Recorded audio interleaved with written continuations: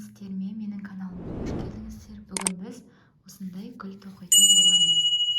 Осындай әдемі гүл тоқитын боламыз.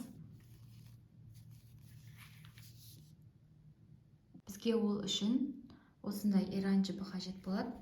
Менде екі түсті, ақшыл түсті және розовый цветті. Осындай ілмек біз қажет болады. Бірінші және екінші номерлі ілмек біз екінші номермен тоқитын боламыз. Одан кейін қайшы қажет болады. Ал енді тоқып бастаймыз. Ең бірінші осындай ақшыл жібімізді аламыз қолымызға. Осы ілмегіміздің екінші номермен тоқитын боламыз. Міне, жіпті ұстаймыз екі саусағымызбен осылай. Осылай жұмыс жібімізді бүйтіп орап аламыз. Қысқа жіп осылай тұрады. Енді екінші ілмекті осының астына өткіземіз, екеуінің астынан. Өткіземіз да, жұмыс жібіміз бар ғой. Осы жұмыс жібімізді осы екеуінің астынан өткіземіз осылай. Міне, өткіздік. Қысқа жіпті жібермейміз, ұстап тұрамыз. Осыны енді бір ілмек жоғары көтеріп аламыз. Міне, көтердік. Жоғары бір ілмек көтердік. Енді бір орамды жартылай баған тоқитын боламыз. Осы жіпті үстіне айналдыра.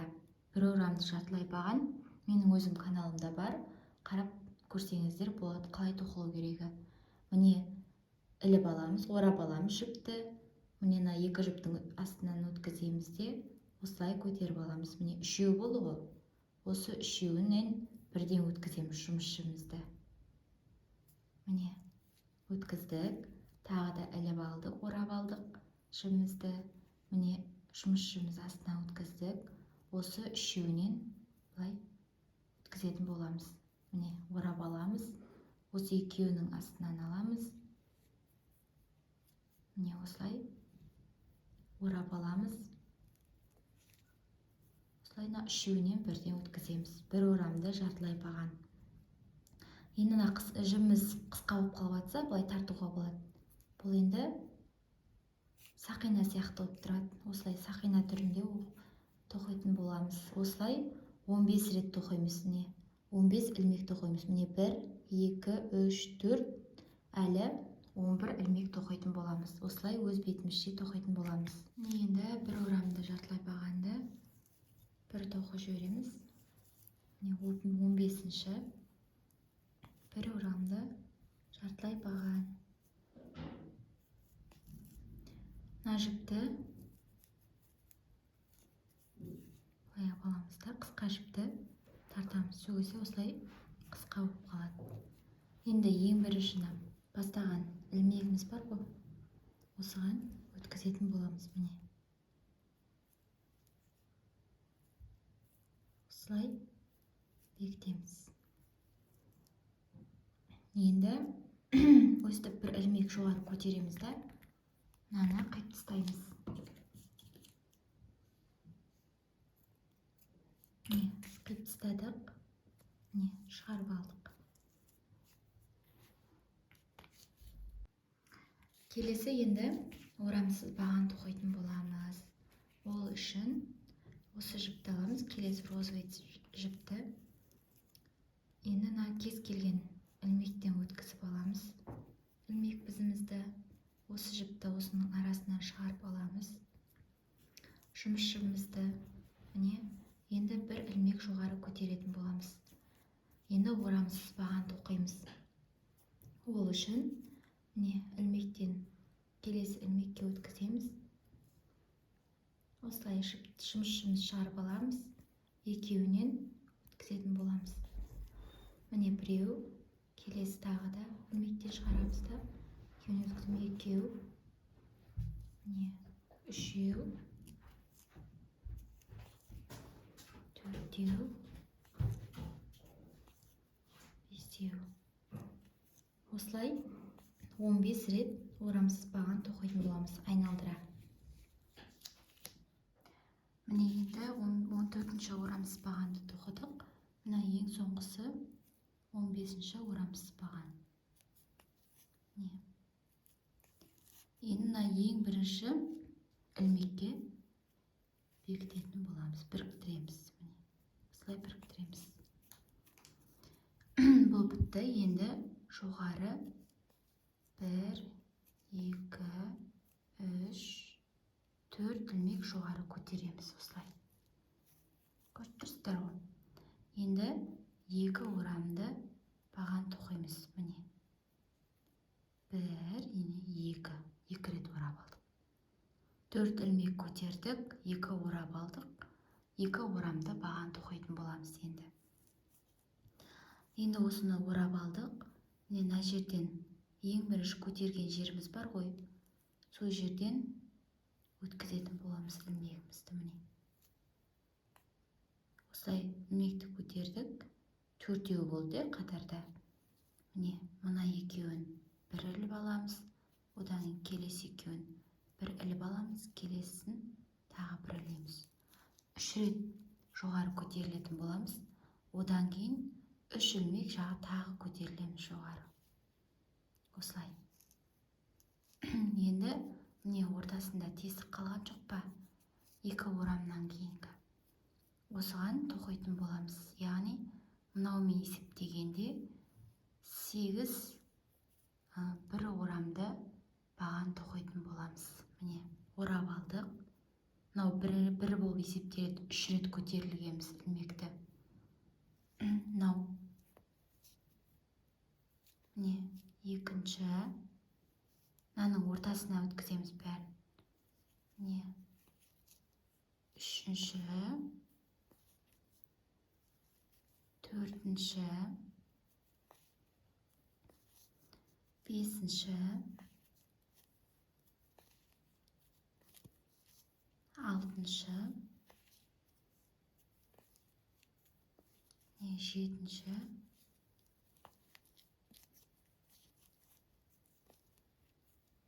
Сегізінші.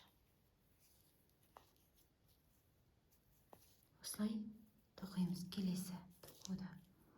Одан кейін енді мынаны бекітетін боламыз. Ол үшін келесі ілмек тұр ғой, мынаны алдық қой. Одан кейінгі міне ілмек. Осы ілмекке ілмек бізімізді өткізіп, жұмысшымызды алып, осылай келесі ілмекке бекітеміз. Енді тағы да жоғары 1, 2, 3, 4 ілмек жоғары көтереміз тағы. 2 рет орап аламыз, 2. Сосын жаңа көтерілгеніміз бар ғой, сол жерге қайтып ілмегімізді кіргіземіз. Міне тесікке, сол тесікке кіргізіп алдық, жұмысшымызды шығарып алдық. Міне 4-еу болды ілмек бізімізде. Осының екеуінен бір өткіземіз, келесі екеуінен бір өткіземіз, мынадан бір өткіземіз. Міне жоғары көтерілдік. Міне ортада тесік қыл. Енді тағы да 3 ілмек жоғары көтереміз. 2, 3 міне.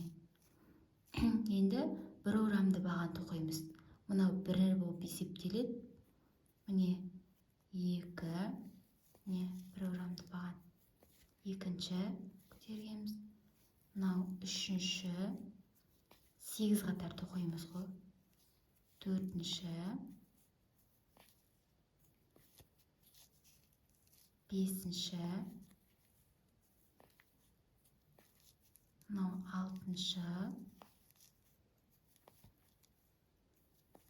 Жетінші. Келесі 8-ші. Яғни жаңағы 2 орамды бағанның ортасында тесік қалған жоқ па? Міне осының қатарына 8 бір орамды баған тоқимыз. Мына 3-пен көтерілгенде 8 болады. 3 ілмек жоғары көтердік қой. Соны қосқанда 8 болады. Енді келесі осыдан кейінгі ілмекке көрініп тұр. Осы ілмекке ілмек бізімізді өткізіп, жұмысшымызды шығарып аламыз. Келесі ілмектен өткіземіз осылай. Тағы да 4-еу көтереміз. 2, 3, 4. Енді 2 рет орап аламыз. Сол көтерген жеріміздегі тесікке қайта кіргіземіз. Не шығарып аламыз. Мына екеуінен бір өткіземіз, келесі екеуінен бір өткіземіз, келесі екеуінен бір өткіземіз. Тағы да жоғары 3 ілмек көтеретін боламыз. Міне мына тесікке мынаумен есептелгенде 8 бір орамды баған тоқитын боламыз. Міне мынау 2-еу, келесі 3-еу, міне 4-еу, келесі 5-еу, келесі 6, міне 7,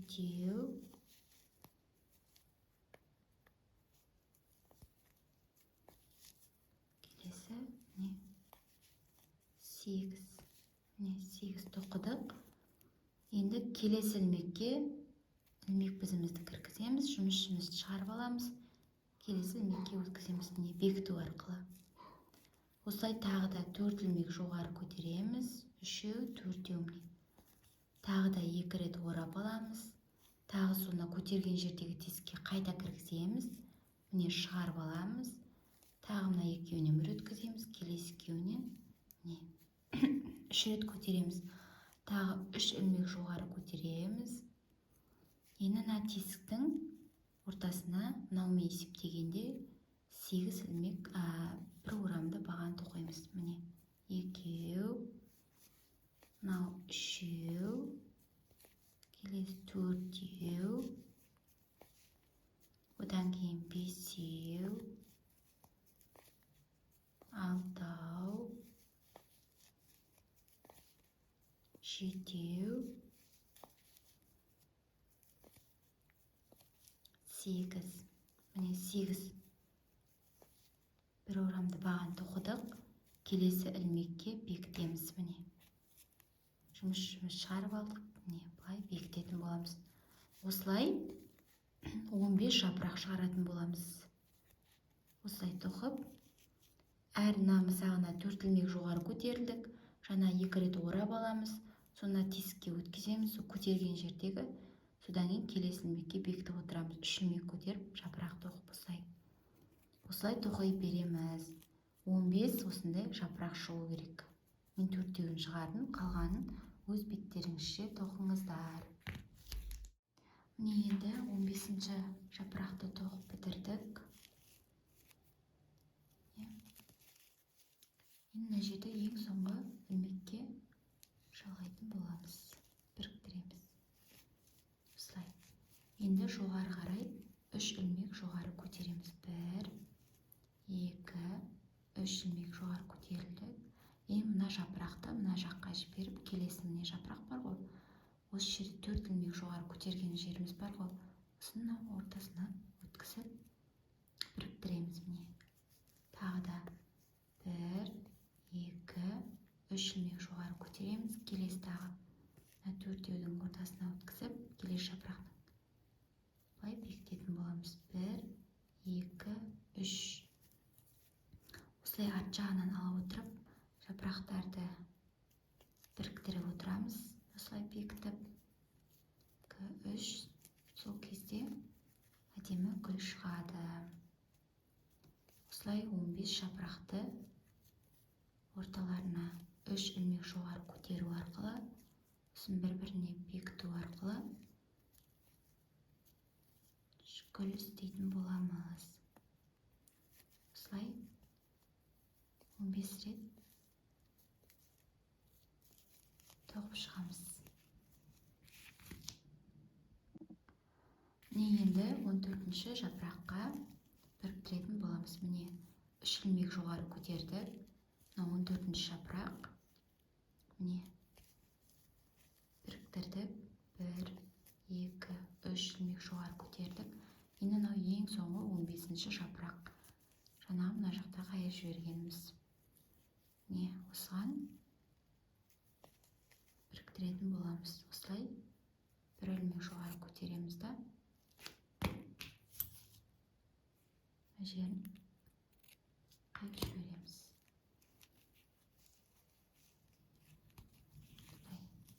Шығарып аламыз осылай. Міне гүліміз дайын болды. Осылай 15 жапырақты гүл шығаратын боламыз.